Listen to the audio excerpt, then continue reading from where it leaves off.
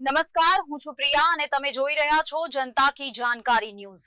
નજર કરીએ આજના સમાચાર ઉપર। મહુધા શહેરના ચોખંડી ભાગોળ અને ઉર્દુ સ્કૂલ નજીક આવેલા સીમજી ભાગોળ વિસ્તારમાં છેલ્લા ઘણા સમયથી અપૂરતા વીજ વોલ્ટેજ અને વારંવાર વીજ પુરવઠો ખોરવાતા સ્થાનિકો ભારે હાલાકી ભોગવી રહ્યા છે।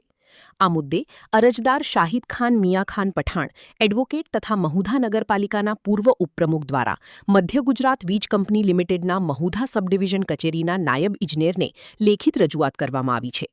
રજૂઆત મુજબ સીમજી ભાગોળ ટીસી પર ક્ષમતા કરતાં વધુ લોડ હોવાથી રાત્રિના સમયે વોલ્ટેજ ઘટીને માત્ર 118 વોલ્ટ સુધી પહોંચી જાય છે। પરિણામે વારંવાર ફ્યુઝ ઉડી જવાની અને રાત્રે 3 થી 4 વખત વીજ પુરવઠો ખોરવાઈ જવાની સમસ્યા સર્જાઈ રહી છે।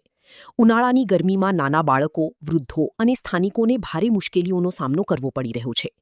અરજદારે જણાવ્યું હતું કે ગયા વર્ષે નવું ટ્રાન્સફોર્મર પ્રપોઝ કરાયું હોવા છતાં આજ દિન સુધી વિસ્તારનો લોડ નવા ટીસી પર વહેંચવામાં આવ્યો નથી, જેથી જૂના ટ્રાન્સફોર્મર પર વધારાનો બોજ યથાવત રહ્યો છે।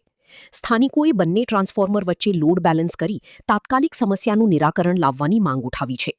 રિપોર્ટર નિસાર શેખ, મહુધા। શાહિદ ખાન એમ પઠાણ એડવોકેટ, પૂર્વ ઉપપ્રમુખ મહુધા નગરપાલિકા।